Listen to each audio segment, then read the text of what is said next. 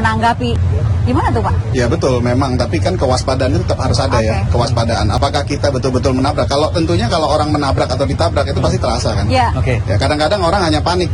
Bukan hanya itu, kadang-kadang dikatakan itu ban bocor, ban kempes, itu aja berhenti. Padahal nggak kempes. Indi dan juga pemirsa, sebagian masyarakat ada yang mengklaim seperti ini gitu, dan ini dibenarkan atau tidak? Saya butuh jawaban pasti dari polisian pagi ini.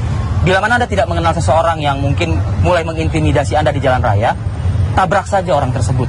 Nah ini stigma seperti ini kan muncul di masyarakat begitu ya. Dibenarkankah ini? Ya kalimat tabrak itu yang jelas tidak boleh ada instruksi untuk itu kan. Ya. Tapi kalau memang fakta kenyataan pada saat di lapangan, kemudian peristiwanya seperti itu, ada juga hukum yang mengcover itu gitu.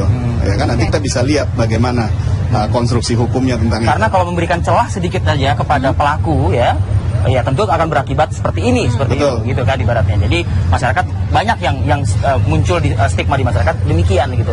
Artinya kepolisian pun juga tidak membenarkan hal itu tentunya ya. Pak, yang harus diwaspadai lagi kondisi jalan yang biasanya digunakan untuk pelaku kejahatan yang ramai sekali atau yang sepi sekali dan seperti apa? Kalau kita lihat yang ini cukup ramai.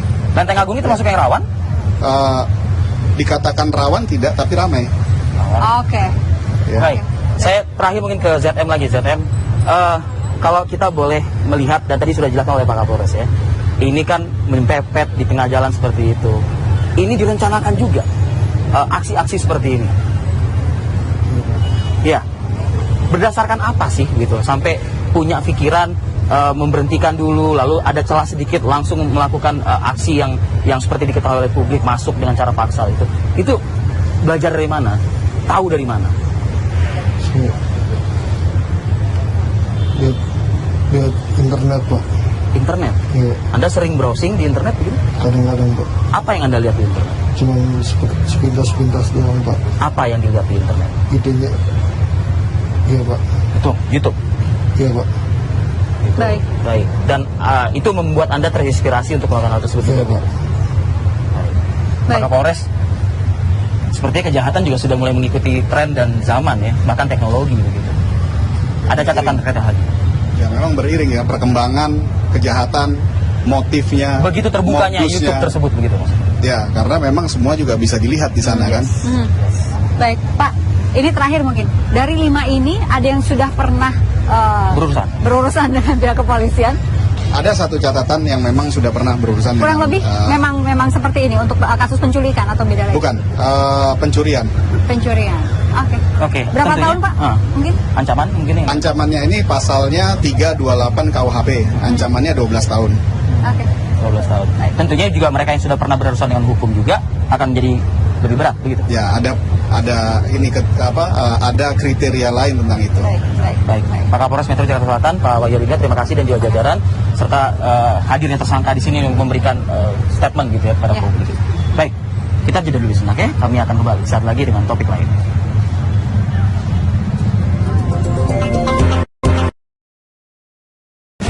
TV memang beda.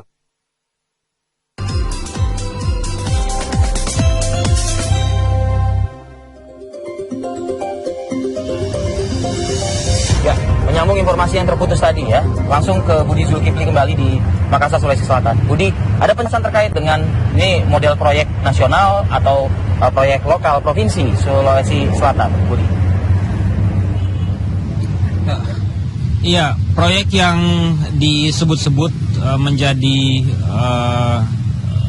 kasus yang membuat Ibu Dewi Yassin Limpo ditangkap dalam operasi tangkap tangan KPK ini disebut ada beberapa proyek besar yang saat ini memang sudah di launching gitu oleh pemerintah Provinsi Sulawesi Selatan. Sebetulnya apa yang menjadi kasus apa atau proyek apa yang melibatkan Dewi Yassin Limpo juga sampai saat ini media-media di sini juga belum mendapatkan konfirmasi yang jelas karena belum ada keterangan resmi dari pihak KPK. Namun dari pantauan kami sejak tadi malam media-media online terutamanya sudah menyebut beberapa proyek yang tentu saja ini merupakan proyek yang juga mendapatkan bantuan dana dari pemerintah pusat dan sebagiannya ditanggung oleh pemerintah Provinsi Sulawesi Selatan. Ada 3 proyek yang disebut-sebut melibatkan Ibu Dewi Yassin Limpo sehingga membuat KPK melakukan operasi tangkap tangan ini. Diantaranya adalah Middle Ring Road, kemudian lingkar luar atau bypass Minasata, dan jalan layang yang menghubungkan Kabupaten Maros dan Bone, Sulawesi Selatan. Ini adalah 3 proyek yang sebelumnya sudah dilaunching oleh pemerintah Provinsi Sulawesi Selatan, dan tentu saja proyek-proyek besar yang berlangsung di sini juga kucuran dananya juga mendapatkan bantuan dari pemerintah pusat, dan sebagiannya lagi ditanggung oleh pemerintah Provinsi Sulawesi Selatan. Namun sekali lagi proyek-proyek ini masih belum bisa dikonfirmasi oleh awak media di sini apakah ini merupakan proyek yang kemudian menjerat Dewi Yassin Limpo, karena sampai sejauh ini juga awak media di Sulawesi Selatan maupun masyarakat juga masih menantikan keterangan resmi dari pihak KPK. Mungkin seperti itu. Baik Budi, terima kasih sudah mengabarkan untuk Apa Kabar Indonesia. Saya bicara soal konfirmasi ingin ke Danang Kusuma yang berada di gedung KPK ya. Satu hal yang ditunggu dari KPK adalah mungkin konferensi pers atau keterangan resmi begitu paling tidak mengenai apa yang sedang terjadi. Danang, sudah ada tanda-tanda menuju ke arah sana? Iya, Indi, hingga pagi hari ini terkait dengan Komisi Pemberantasan Korupsi yang memberikan keterangan resmi terkait dengan operasi tangkap tangan yang dilakukan pada Selasa malam tadi malam, hingga saat ini masih belum juga dilakukan oleh Komisi Pemberantasan Korupsi. Bahkan informasi yang beredar di kalangan awak media hingga saat ini bahwa ada sekitar 6 hingga 7 orang yang tertangkap tangan oleh Komisi Pemberantasan Korupsi dalam operasi tangkap tangan yang dilakukan pada Selasa malam tadi. 6 hingga 7 orang tersebut hingga saat ini masih menjalani proses pemeriksaan secara intensif, karena memang berdasarkan hukum yang berlaku di Komisi Pemberantasan Korupsi bahwa KPK memiliki waktu kurang lebih sekitar 1 kali 24 jam hingga akhirnya menentukan status dari para pelaku yang tertangkap tangan oleh KPK pada Selasa malam tadi.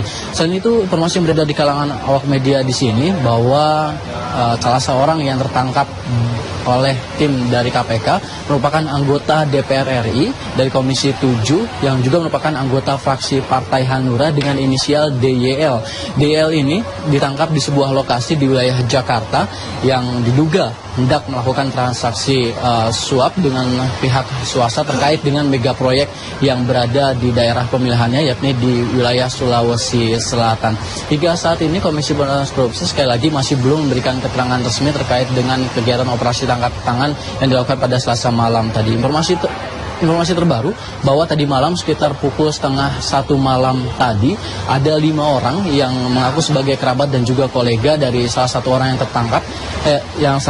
tertangkap, yakni berinisial DL, yang mendatangi gedung KPK. 5 orang tersebut ingin memastikan terkait dengan apakah benar bahwa salah seorang yang tertangkap ini merupakan kerabatnya berinisial DL. Namun sekali lagi pihak dari kerabat atau kolega ini belum bisa memastikan, karena pihak KPK belum bisa menemui 5 orang ini, dan juga mereka atau kelima orang ini tidak dapat menemui kerabatnya tersebut, dan mereka disarankan untuk menunggu keterangan resmi yang disampaikan oleh KPK yang rencananya memang akan dilakukan pada hari ini. Indi.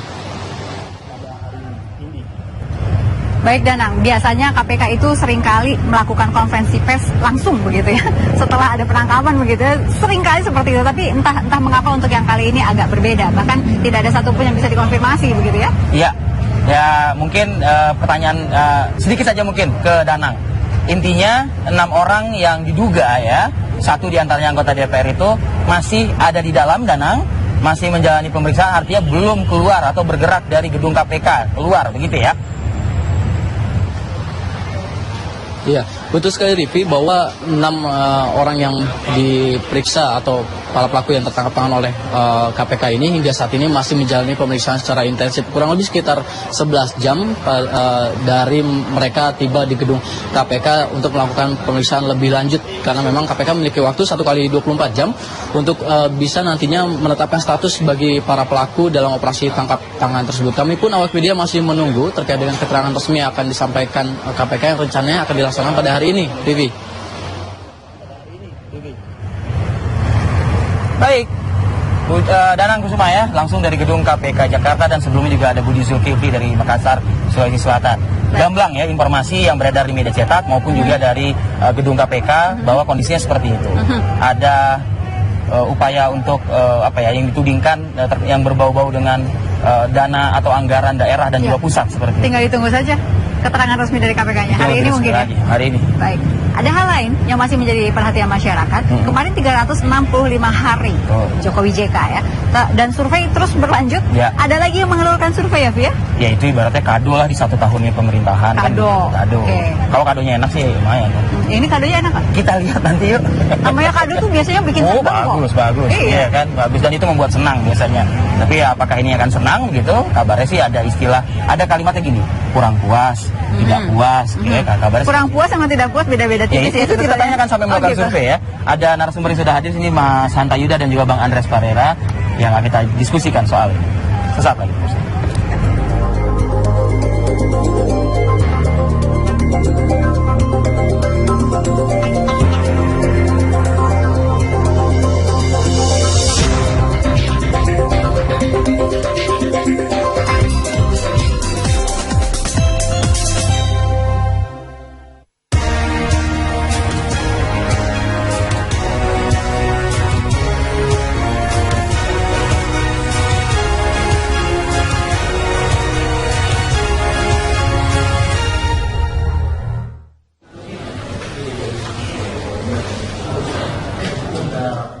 Dewan Perwakilan Daerah Republik Indonesia menggelar konferensi pers hasil pengawasan persiapan Pilkada Serentak 2015 di Kompleks Parlemen Senayan, Jakarta. Terdapat 4 pelanggaran utama persiapan penyelenggaraan Pilkada Serentak 2015, yaitu anggaran, prosedur administrasi, penggunaan kekuasaan, dan putusan Mahkamah Konstitusi.